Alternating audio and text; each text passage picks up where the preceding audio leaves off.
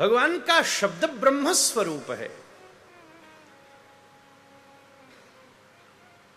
संहिता की दृष्टि से देखा जाए तो वेद के समान श्रीमद् भागवत पारमहंस्याम संहितायाम, परमहंसों की संहिता है। भाष्यों की दृष्टि में देखा जाए तो ब्रह्म सूत्र का अप्राकृतिक भाष्य है, भाष्यम ब्रह्म सूत्राणाम।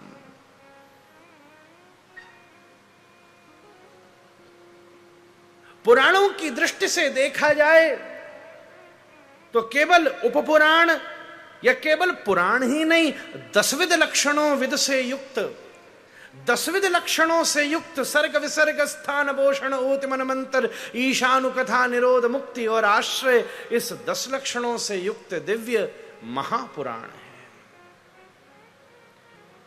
इतना ही नहीं, सारम सारम समुद्रतम,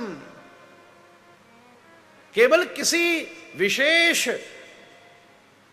देवता की उपासना और उसकी अभ्यर्चना से युक्त किसी पुराण का ही परिवेश नहीं, बल्कि वेद वेदांत वैशेषिक आदि संपूर्ण तत्व सिद्धांत सभी का सार स्वरूप है।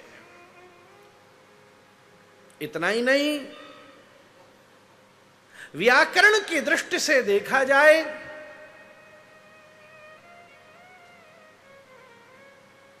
तो ये केवल सृष्टौ या सर्गरूपा जगदवन विधौ पालिनी याचरौद्री संहारे चापयस्या जगदिदमखिलम क्रीडनम या पराख्या पश्यन्ति मध्यमातो तदनु भगवती वैखरी वर्णरूपा शाश्वत बाचम प्रसन्ना विधिहरि गिरिशा राधिता अलंकरोतु। वैखरी वाणी समाधि भाषा का स्वरूप है। विद्यावताम भागवते परीक्षा, भी महाराज जी महन जी कह रहे थे, विद्वानों में भागवत परीक्षा के समान है। साहित्य की दृष्टि से देखा जाए, ऐसा कहते हैं मानस में एक ही ग्रंथ में गोस्वामी जी ने साहित्य के 9 रसों का उद्घाटन किया है, पर श्रीमद् भागवत के तो एक ही श्लोक में 9 रस का प्राकट्य है। जब कंस के कारागार में श्री कृष्ण प्रवेश कर रहे हैं तो एक ही श्लोक में सुखदेव जी ने 9 रस उद्घाटित कर दिए।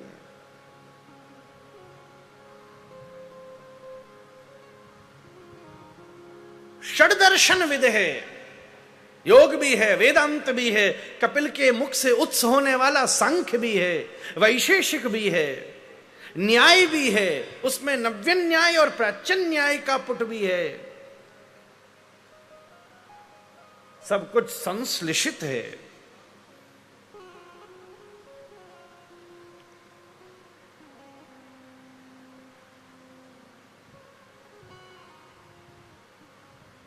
तत्व की दृष्टि से देखा जाए तो सर्वश्रेष्ठ, रस की दृष्टि से देखा जाए तो सर्वश्रेष्ठ।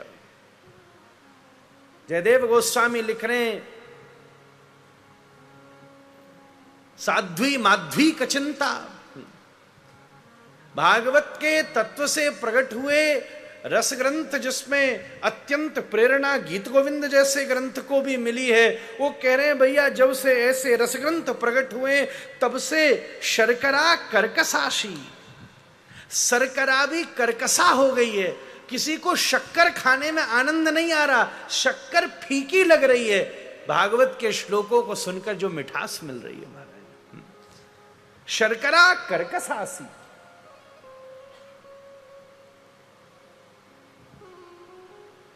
मीमांसा की दृष्टि से देखा जाए तो उत्तर मीमांसा का सर्वोत्तम ग्रंथ श्रीमद् भागवत है, तो इतना ही नहीं, पूर्व मीमांसा का भी सर्वोत्तम ग्रंथ श्रीमद् भागवत है। अकाम सर्व कामो वा मोक्ष काम उदारदी, जो निष्कामोपासक हैं उनका भी आराध्य श्रीमद् भागवत है, जो सकामोपासक हैं उनका भी आराध्य श्रीमद् भागवत है, और जो मोक्ष काम, और बल्कि मोक्ष काम ही नहीं बल्कि जिसके भीतर निष्कामता है उसके भी आराध्य श्रीमद् भागवत है।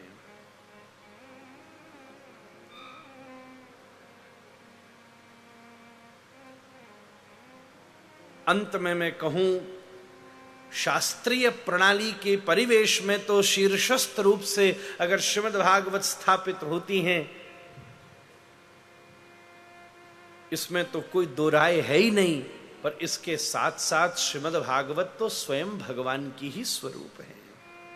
ये केवल साधन मात्र नहीं है। कृति साध्य भवेत साधो भावा सा साधना विधौ नित्य शुद्धस्य भावस्य प्राकट्यम हृदय साध्यता। ये विशुद्ध रूप से साध्य स्वरूप है।